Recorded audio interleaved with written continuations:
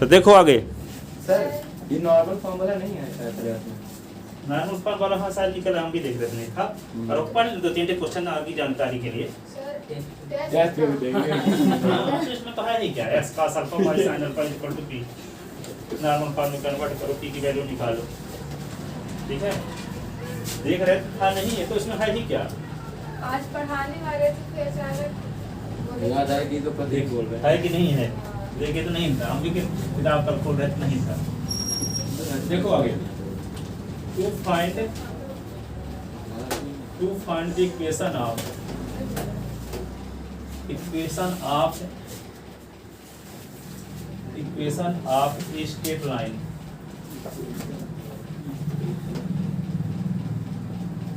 Parallel to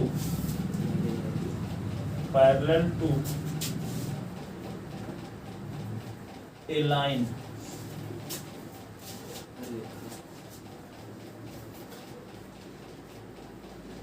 equation of straight line parallel to a straight line ax straight line ax plus by plus c is equal to 0 ये straight line के parallel line के equation इसका मतलब ये हुआ कि एक लाइन ये दी गई है आपके पास ax plus b by plus c is equal to 0 अब इसके पैरेलल लाइन के इक्वेशन आपको निकालना ठीक है ये लाइन के पैरेलल लाइन का लेकिन ये लाइन कहीं से जाती है एक पॉइंट आपको दिया है x1 y1 इससे पास होती है ठीक है इस लाइन के इक्वेशन कैसे निकालोगे तो क्या लिखोगे given the equation of a straight line क्या दिया है ax plus by plus c is equal to 0 equation first then we have to find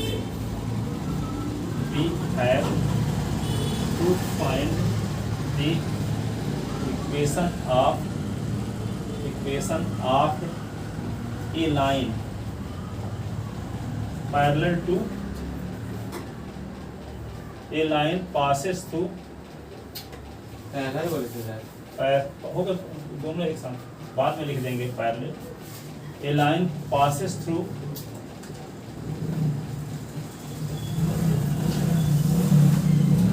the point कौन पॉइंट p जिसका coordinate x1 y1 and each parallel to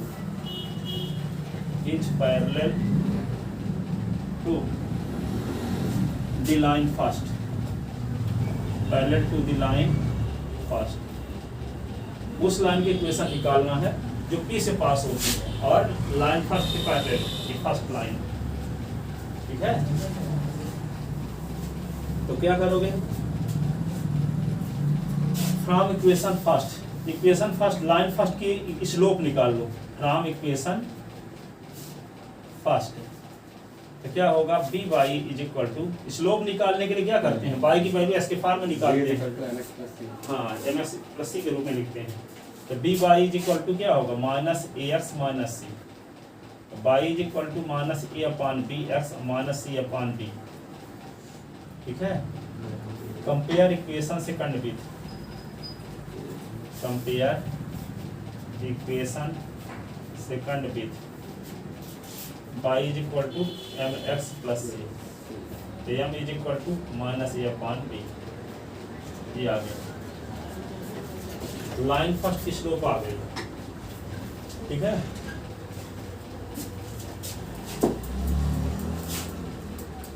अब मान लेते हैं कि लाइन फर्स्ट के सुनो लाइन फर्स्ट के पैरेलल लाइन की इक्वेशन ये है y is equal to ms plus c क्या मान लेते हैं सुन लो पहले मान लेते हैं कि लाइन फर्स्ट के पैरेलल लाइन की इक्वेशन क्या है y is equal to ms plus c तो लाइन जब सेकंड फर्स्ट के पैरेलल होगी तो दोनों की स्लोप क्या होगी यहाँ m1 लिख लेते हैं m1 x plus c1 ठीक है तो दोनों की स्लोप सेम होगी तो m1 is equal to क्या होगा m तो m1 is equal to m की वैल्यू क्या माइनस ए अपॉन बी तो m1 की वैल्यू यहाँ पुट कर ठीक है तो y इज इक्वल टू क्या हो जाएगा minus a upon b x plus C.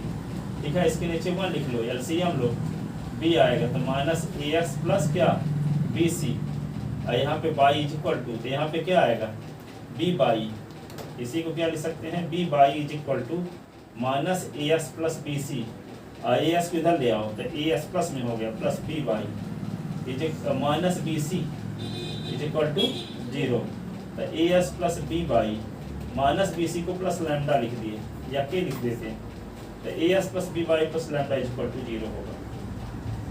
BC को लैम्डा लिखे हैं, बीसी को लैम्डा बीसी को लैम्डा लिख दिए, इसका मतलब एक्स और वाई का कोफिशिएंट नहीं बदलेगा, कांस्टेंट टर्म के स्थान पे कोई दूसरा कांस्टेंट टर्म आ जाएगा पैरेलल लाइन में। कोई है a x plus b y plus c equal to 0 होकर पैरेलल लाइन जो होगा तो क्या होगा a x plus b y plus lambda is equal to 0। हम हमेशा लाइन के जब पैरेलल लाइन की इक्वेशन लिखा करेंगे तो एस वाई कोफिशिएंट वही लिखा करेंगे, लेकिन कांस्टेंट टर्म जो रहेगा लाइन की इक्वेशन में उसके स्थान पे लैम्डा लिख दिया करेंगे या कि के कुछ भी, ठीक है, कोई दूसरा कांस्टेंट लिख देंगे। अब लैम्डा की वैल्यू कैसे निकलेगी, लैम्डा की वैल्यू निकलेगी कैसे, ये लाइन कहाँ से पास होती है S1/1 से पास होती है, तो इस पॉइंट का कोऑर्डिनेट इस लाइन की इक्वेशन को सेटिस्फाई करेगा, तो लैम्डा की वैल्यू आएगी, और लैम्डा की वैल्यू कहाँ पुट कर देंगे, यहाँ पुट कर देंगे, तो उस लाइन की इक्वेशन मिल जाएगा जो पॉइंट की से पास भी होती है और लाइन फर्स्ट के पैरेलल भी, इससे पास भी होती है और लाइन फर्स्ट के पैरेलल भी है। तो क्या लिखोगे, थोड़ा सा ढंग से लिख दें, ये आ गया ना, लेफ्ट ऊपर लिख देते हैं एक लाइन और 2-3 line, let the equation of line parallel to line first, let the equation of line which is parallel to line first, which is parallel to line first b y is equal to m1x plus c 1, ये equation होगा second. तो since line second is parallel to line first therefore m is equal to m1 is equal to m, हाँ ये third लिख लो। तो line इसको हम क्या माने, फर्स्ट सेकंड एक ही है, उसको दूसरे रूप में लिखा गया है, तो जब लाइन फर्स्ट और थर्ड क्या है पैरेलल है तो दोनों की स्लोप क्या होगी, सेम होगी, तो ये क्या हो जाएगा, तो क्या लिखोगे, since line third is parallel to the line first, so m1 is equal to m, तो m1 is equal to m की वैल्यू क्या निकाले, minus a upon B, minus a upon B. अब putting the value of m1 in equation third, putting the value of m1 in equation third, तो क्या होगा y is equal to m1 के स्थान पे minus a upon b x plus c1 लिख दो, इसके नीचे 1 लिखो एलसीएम लो, minus x b x plus b c1, ठीक है, ये y is equal to, ये क्या होगा b by is equal to minus a s plus b c1, ठीक है, माइनस ए एस को इधर ले आओ तो a s plus b by minus b c1 is equal to 0, तो a s plus b by plus lambda is equal to 0, here minus b c1 is equal to lambda, this is equation of required line, this is equation of required line. तो किसी line के parallel line के equation जब लिखना रहेगा तो S Y coefficient वही लिखेंगे, लेकिन कांस्टेंट टर्म के स्थान पे क्या बना देंगे लैम्डा, और लैम्डा की वैल्यू कैसे निकलेगी, इसके लिए कुछ कंडीशन दिया रहेगा क्वेश्चन में, कि जो पैरेलल लाइन है किसी पॉइंट से पास होती है तो वो पॉइंट का कोऑर्डिनेट लाइन के इक्वेशन को सेटिस्फाई करेगा, तो लैम्डा की वैल्यू आएगी, लैम्डा की वैल्यू इसमें पुट कर देंगे तो लाइन फर्स्ट के पैरेलल लाइन के इक्वेशन आ जाएगा, ठीक है। एक सिंपल क्वेश्चन लेते हैं फिर परपेंडिकुलर वाला बताते हैं, है ना, ठीक। तो लिखो find the equation of line, find the equation of a straight line passes to the point, passes to the point 1 2 and each parallel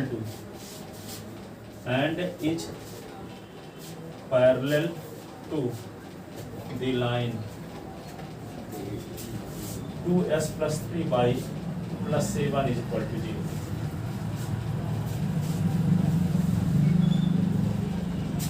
S plus 3y plus 7 is equal to 0. ये 1 2 से पास भी होती है इस लाइन के parallel भी, ठीक है।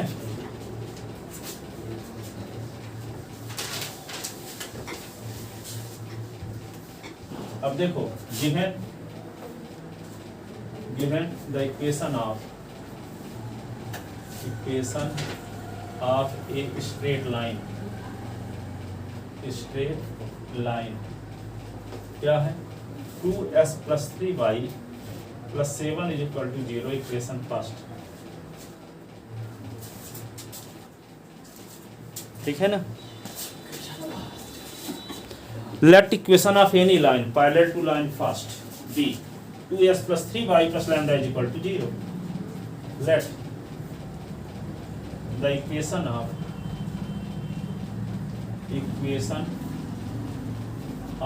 any line parallel to line first B क्या लिखोगे 2s plus 3y plus lambda is equal to 0, equation second, ठीक है। एस वाई कोफिशिएंट वही लिखेंगे, कांस्टेंट टर्म के स्थान पे क्या लिखेंगे लैम्डा। अब क्या करेंगे since line second passes to the point 1 2 hence coordinate of each point will be satisfy the equation of line second, ठीक है।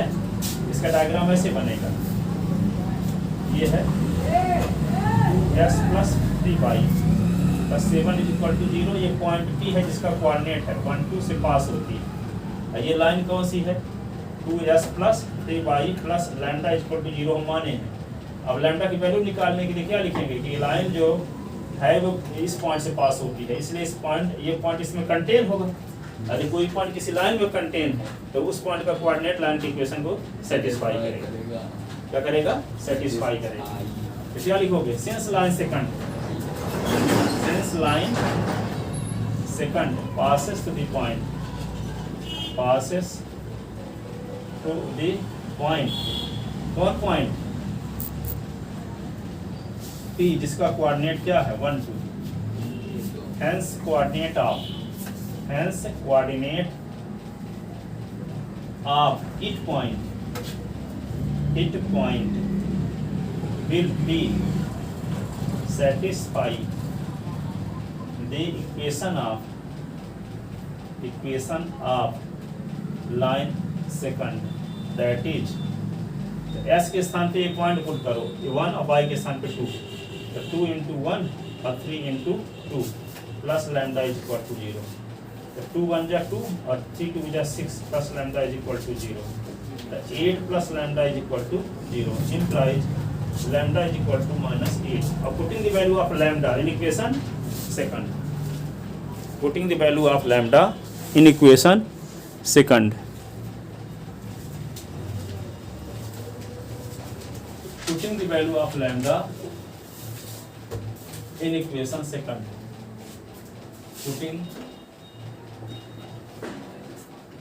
putting the value of lambda in equation second, तो क्या होगा 2x plus 3y लैम्डा के स्थान पे -8 is equal to 0.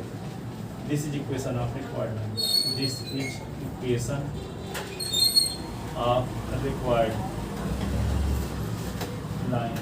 Sir तो दो पैरेलल लाइन रहेगी, जैसे एक गिवन लाइन रहेगी ना, मतलब हाँ एक लाइन रहेगी, एक पॉइंट दिया रहेगा, तो जो दूसरी लाइन रहेगी जिसको हम लोग पैरेलल मानेंगे तो उसका x और y का जो कोएफिशिएंट वही सेम रहेगा। रहेगा। हाँ कांस्टेंट टर्म के स्थान पे लैम्डा लिख देंगे तो अकेले लिख देंगे। लाइन के इक्वेशन जो पैरेलल लाइन के इक्वेशन है उस लाइन के इक्वेशन लिखते समय गिवन लाइन के इक्वेशन में जो एस वाई कोएफिशिएंट है वही लिखेंगे, कांस्टेंट टर्म को बदलेंगे। जैसे बदले तो 2s लिखे, यहाँ भी 3y लिखे, 7 के स्थान पे लैम्डा लिखेंगे, चाहे +7 हो चाहे -7 हो, ये नहीं कि -7 तो माइनस लैम्डा लिखेंगे। ठीक है, समझ में आया?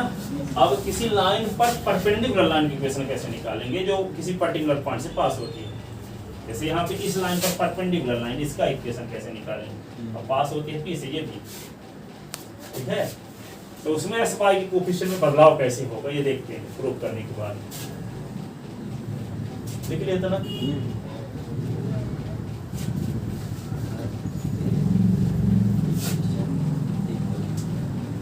लिखो to find the equation of straight line. सुनो, to find the equation of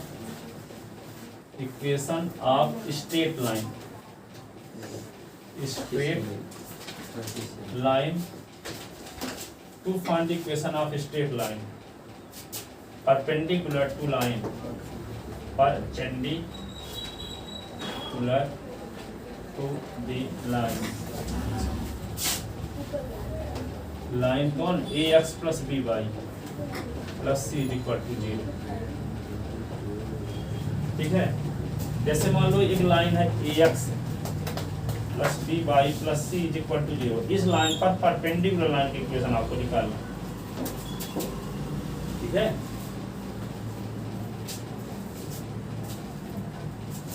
तो लिखो given the equation of a straight line,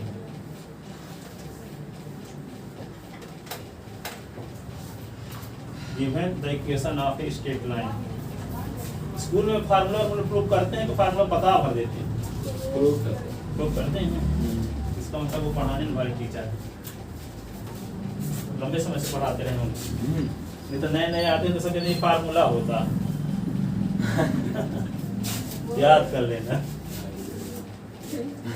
ठीक है, तो given the equation of straight line ax plus by plus c is equal to 0। ठीक है, ये equation first हो गया, तो इसमें क्या करोगे, b by is equal to minus a x minus c, तो y is equal to minus a upon b x minus c upon b. Compare equation second with, जो मच्छर काट दिए जो पीछे चाप दिए हुए इक्वेशन सेकंड विथ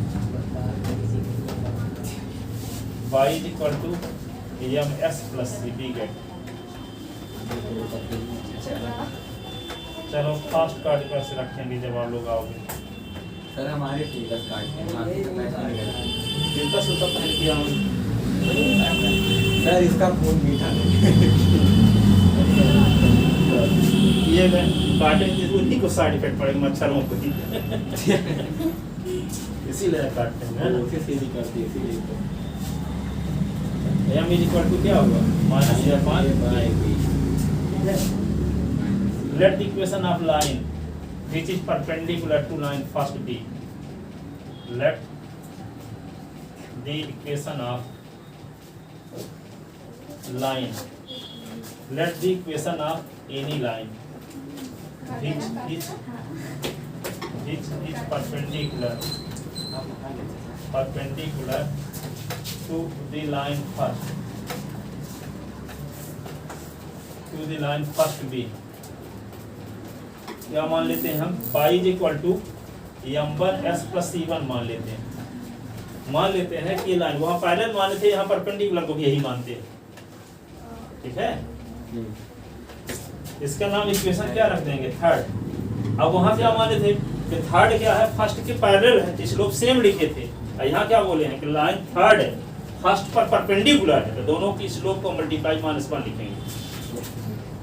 ये ना, वहाँ क्या लिखे थे, पैरेलल, तो पैरेलल लाइन की स्लोप सेम होती है।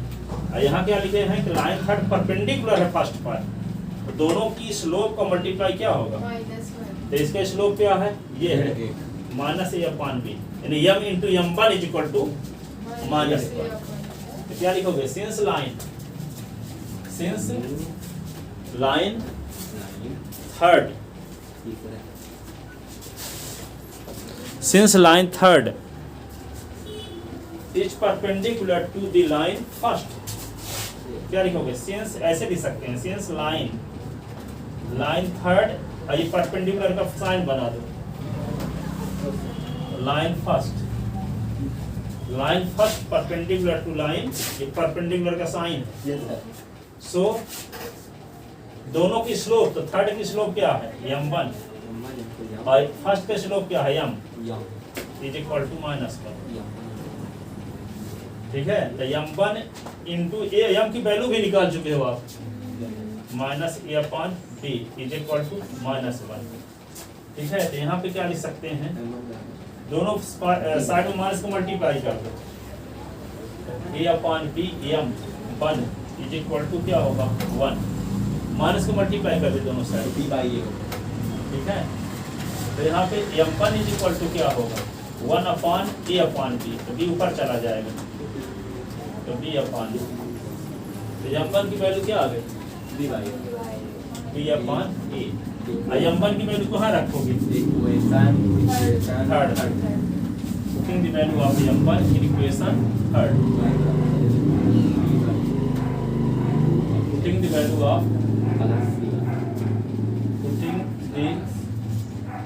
Value of m1 in equation third, तो क्या होगा? Pi is equal to m1 के स्थान पे लिख देंगे क्या है? b/a, और फिर क्या? x प्लस c1, इसके नीचे 1 लिख के LCM लेंगे, LCM क्या होगा? a आएगा, देखोगा bs प्लस ac1। अब a को इधर ले आओ, तो a/y is equal to bx plus ac1। ठीक है, तो इसको क्या लिखेंगे? a/y minus bx minus ac1 is equal to 0। इसी को क्या लिख सकते हैं?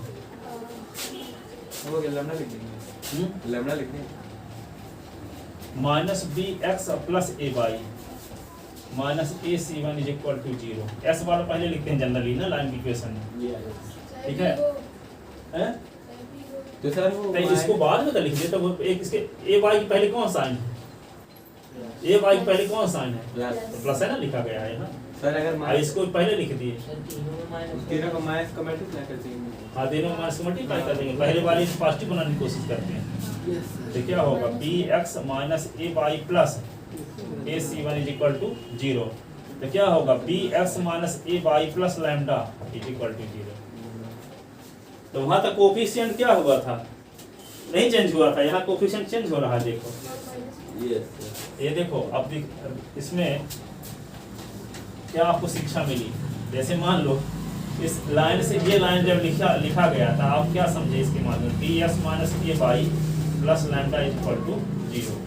तो इस लाइन की मदद से ये लिखना हो तो क्या करना होगा?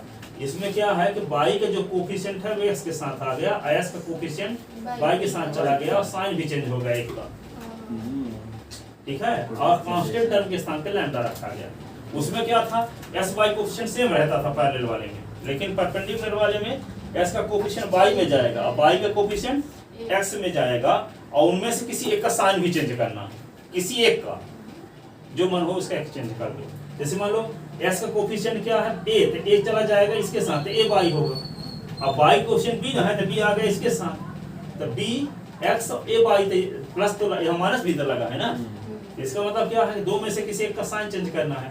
अब यदि मान लो इसको प्लस करो तो इसको माइनस में करने की जरूरत थी, और c1 को माइनस कर देंगे। नहीं, और कांस्टेंट टर्म के स्थान पे हमेशा लैम्डा लिखेंगे, कांस्टेंट टर्म के स्थान पे हमेशा लैम्डा लिखेंगे। लेकिन जैसे मान लो 3s plus 4y plus 7 is equal to 0 पर परपेंडिकुलर लाइन इक्वेशन बताओ क्या लिखें? 4x minus 3y plus lambda is equal to 0। यदि मान लो 3x minus 7y plus 8 is equal to 0, इस लाइन पर परपेंडिकुलर लाइन की इक्वेशन क्या होगा? क्या होगा?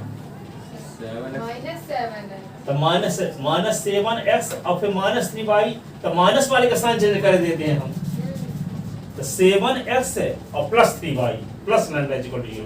हम ये बोल रहे हैं दो में से किसी एक का साइन चेंज करो जिसका मन हो आपका। तो हम यहाँ -7y तो क्या कर देते हैं, -7 को इसके साथ लाएंगे तो -7 कौन लिखे +7 कर देते हैं। तब इसका फिर चेंज नहीं करेंगे, दो में से किसी एक का कोफिशिएंट का साइन चेंज करेंगे। कोफिशिएंट तो अंडर एक दूसरे को बदलेंगे भी, बदलने के बाद किसी एक का साइन चेंज करना, दोनों का साइन। तो ये -7 तो +7 दिक्कत, तो 3 का -3 नहीं करेंगे फिर, दो में से किसी एक कोफिशिएंट का साइन चेंज करेंगे, ठीक है। अब कोफिशिएंट तो बदल देंगे, साइन एक एक का चेंज करेंगे। तो क्या लिख देंगे यहाँ पे 7x और +3y plus lambda equal to 0। इस लाइन पर परपेंडिकुलर लाइन की केस,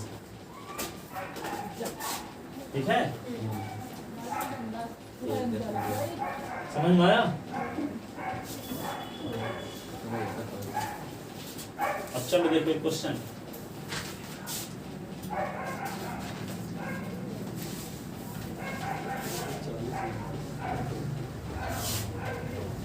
देखो find the equation of line, find the equation of line passes through the point 2, 3 and is perpendicular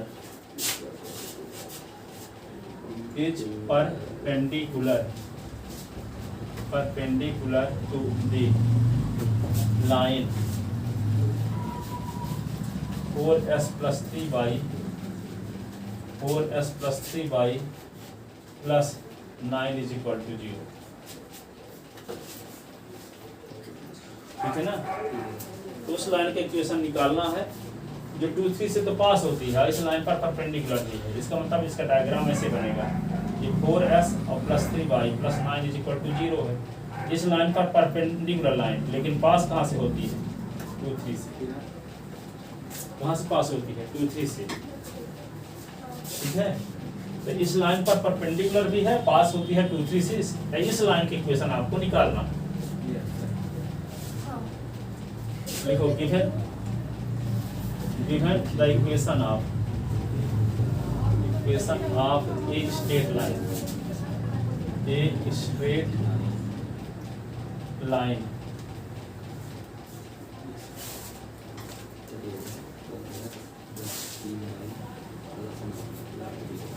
क्या लिख दें, 4s plus 3y plus 9 is equal to 0, equation first. अब क्या करेंगे, let equation of any line perpendicular to line first.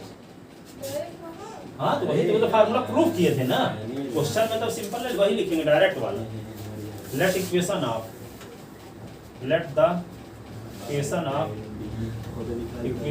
Any line perpendicular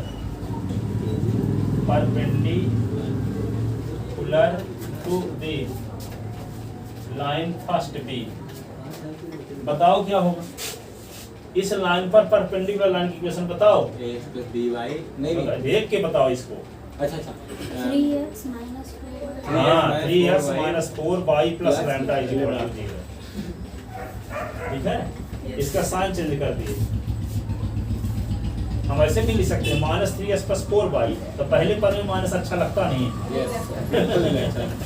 इसीलिए negativity आ जाए, ठीक है। तो इक्वेशन क्या हो गया, second. Since line second passes to the point P, hence coordinate of each point will be satisfy the equation of line second. Since line second passes to the point, since line second passes to the point, passes through the point P, जिसका coordinate क्या है 2, 3, hence अतः इस बिंदु का निर्देशांक सरल रेखा 2 के समीकरण को संतुष्ट करेगा, ठीक है। hence coordinate of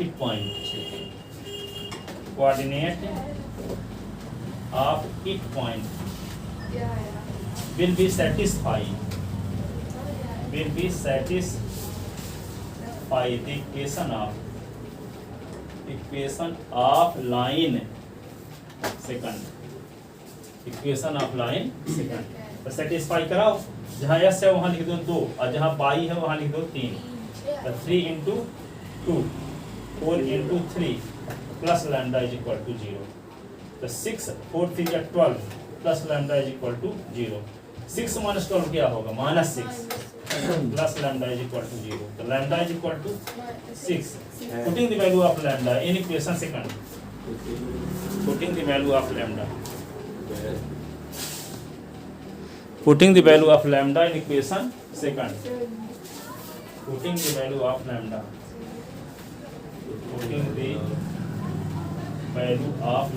in equation second, 3x minus 4y plus lambda is equal to 0। तो lambda की वैल्यू रखो ना, 6 is equal to 0। This is equation of required line। This is equation of a required line। This is equation of required line। समझ में आया? Model में पढ़ता है। देखो आगे अगला क्वेश्चन है, find the equation of straight line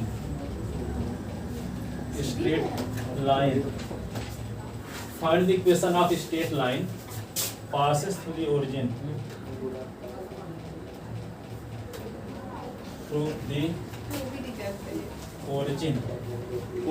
passes through the origin and is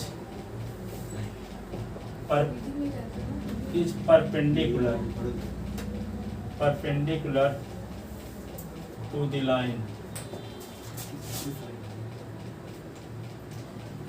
2x minus 3y plus 7 is equal to 0। Find the equation of straight line passes through the origin and is perpendicular to the line 2x minus 3y plus 7 is equal to 0। ठीक है, देखो इसका diagram ऐसे बना सकते हो, 2x minus 3y और plus 7 is equal to 0। और जो इस लाइन पर परपेंडिकुलर हो पास कहाँ से होती है? ओरिजिन पॉइंट से। इसका कोऑर्डिनेट क्या होता है? 0। क्या होगा? भूकंप आ रहा है क्या? संभाला नहीं जाता, पेरेंट्स सब गिरा जाता है। स्कूल में बैग ही गिरा रहेगा। चलो let the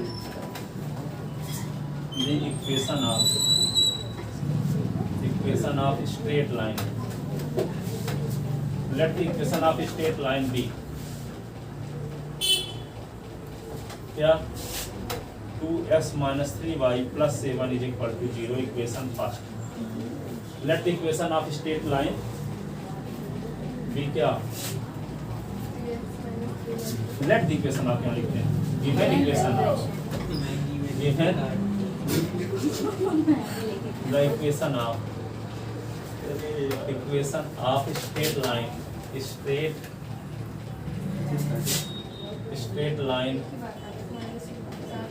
given equation of straight line क्या है? 2x minus 3y plus 7 is equal to 0।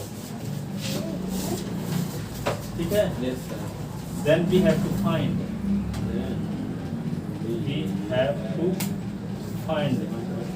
the equation of line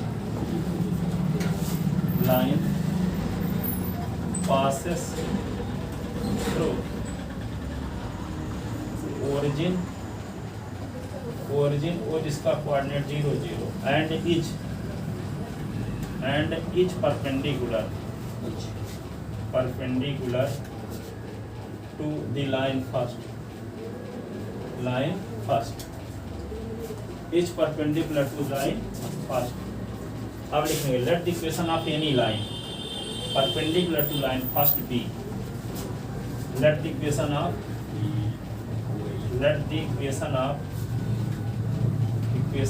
any line perpendicular perpendicular to the line first b. क्या लिखेंगे बताओ? y के कोफिशिएंट को s के साथ लिखेंगे पर साइन चेंज कर देंगे। 3s plus lambda. क्या लिखेंगे? 3s plus 2y plus lambda is equal to equation second. y के कोफिशिएंट का साइन चेंज किए, ठीक है? तब s के कोफिशिएंट का साइन चेंज करने की जरूरत नहीं है, दो में से किसी एक को बदलना होता है साइन, ठीक है? अब since line second passes to the point origin, hence coordinate of origin point will be satisfy the equation of line second। तो क्या लिखोगे? since line second passes through the origin O00, ठीक है? so coordinate of it point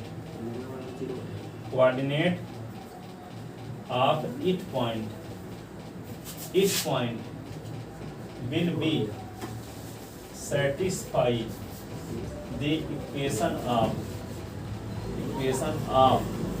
line second। तो क्या करोगे? 3 into 0 2 into 0 plus lambda is equal to 0 0 lambda is equal to 0 है ना? Putting the value of lambda in equation second, putting the value of lambda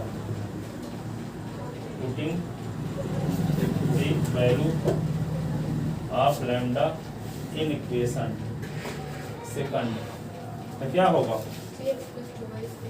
3x plus 2y plus 0 is equal to 0। तो 3s plus 2y is equal to 0। ये भी जानते हैं जो line origin point से pass होती है उसमें कांस्टेंट टर्म 0 होता है, देखिए ना, कांस्टेंट टर्म इसमें 0, तभी ना 0 0 का कोऑर्डिनेट उसको सेटिस्फाई कर पाएगा।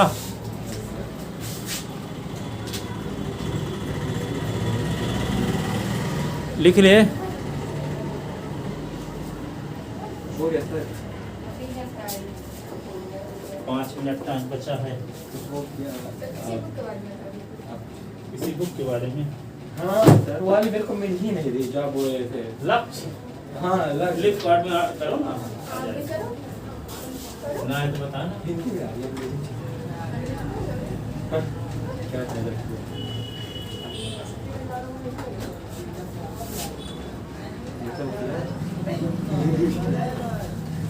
एक महात्मा जी थे जो अपने शिष्यों को ये बोले कि पूरी दुनिया का सार तत्व लिख ले आओ, समरी लिख के ले आओ।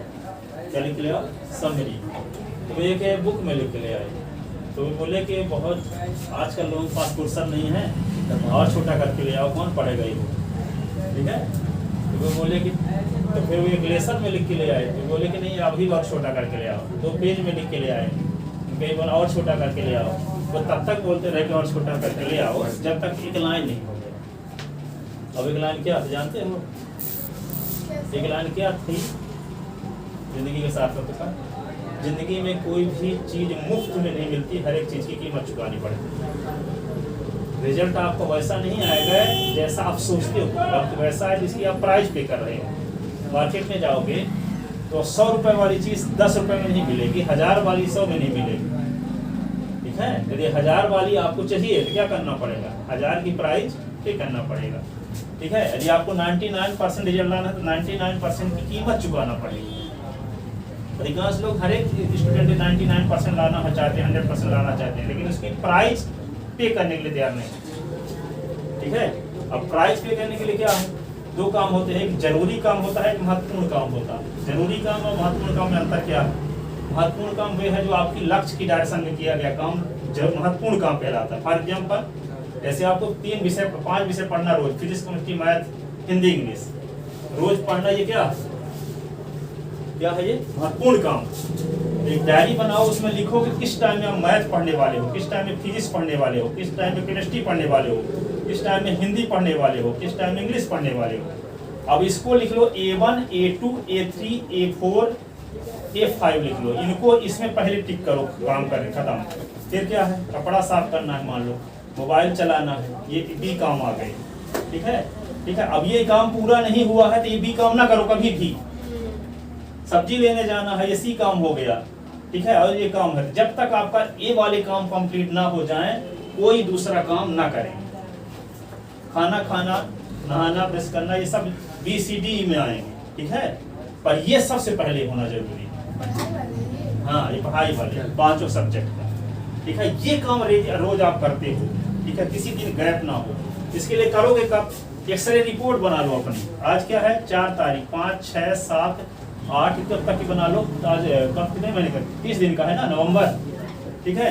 अब 4 तारीख को आप यहाँ पे सब्जेक्ट भी लिख लो, मैथ, ठीक है, फिजिक्स, केमिस्ट्री, हिंदी, इंग्लिश। अब मैथ जिस टाइम में पढ़ने का टाइम टेबल बनाए हो, मान लो 7 से 9, तो उस टाइम यदि आप पढ़ते हो तो यहाँ टिक करो, ठीक है। केमिस्ट्री 9 से 10 या 11 जो पढ़ने का ग्रुप टिक करो, नहीं पढ़ पाते क्रॉस करो, ठीक है। अब जिसको पढ़ पाते हो टिक करो, जिसको नहीं पढ़ते क्रॉस करो। तो आपको एक पेज में दिखेगा महीने भर कर रखी है क्या। खुद के साथ ईमानदारी बरतो। मान लो मैथ भी नहीं पढ़ेगी, फिजिक्स भी नहीं पढ़े, केमिस्ट्री भी नहीं पढ़े, घर में ट्यूशन फिर गए, स्कूल चले गए, बस, ठीक है। ऐसे क्रॉस करो, इसमें टिक कर दो, इस पर नहीं किए तो ऐसे किए।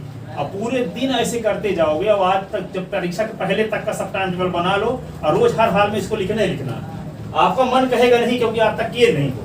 क्योंकि मन क्यों नहीं कहेगा? क्योंकि आपको मन तो उस प्रकार का माइंड सेट बना है कि जिस तरह रिजल्ट अभी लाते हो आप, क्योंकि आप 70%, 80% रिजल्ट लाते हो, उस प्रकार का माइंड सेट बना है। और वे माइंड सेट ये काम करने के लिए कभी नहीं कहेगा आपको, ठीक है, क्योंकि ये वे रिजल्ट लाएगा जो आप 95 से ऊपर लाओगे।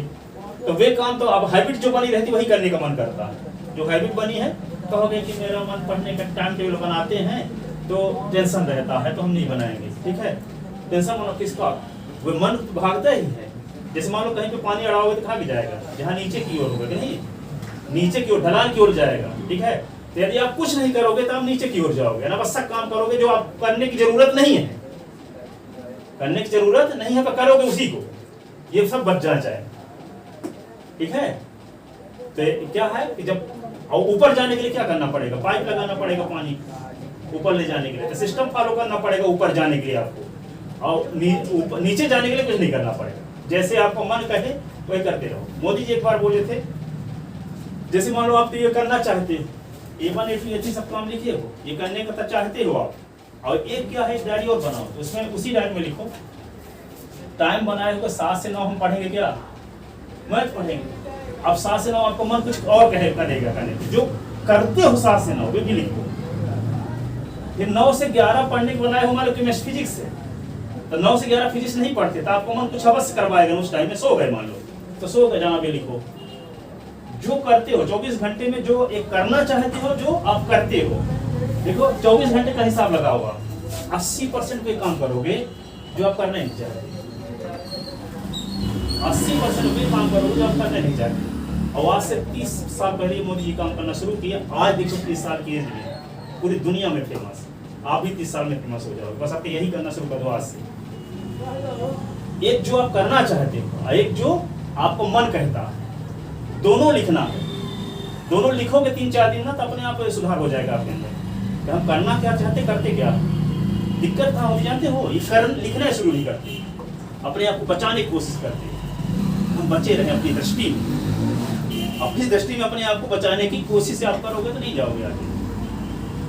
ऐसा तभी करोगे। अब अपने आप से कड़ा रुख रखने का तरीका क्या है? जो कर रहे हो, करना जो चाहते हो उसकी भी लिस्ट बनाओ, जो करना आपको मन करता है करने का वे भी करते जाओ, और फिर लास्ट में हिसाब किताब लगाओगे, ठीक है। कि आपके सब काम ये महत्वपूर्ण वाले बचे रहेंगे, और जो करना नहीं चाहते सब हो जाएंगे, वो भी लिखे रहोगे ना, विश्लेषण होगा, ठीक है। जाओ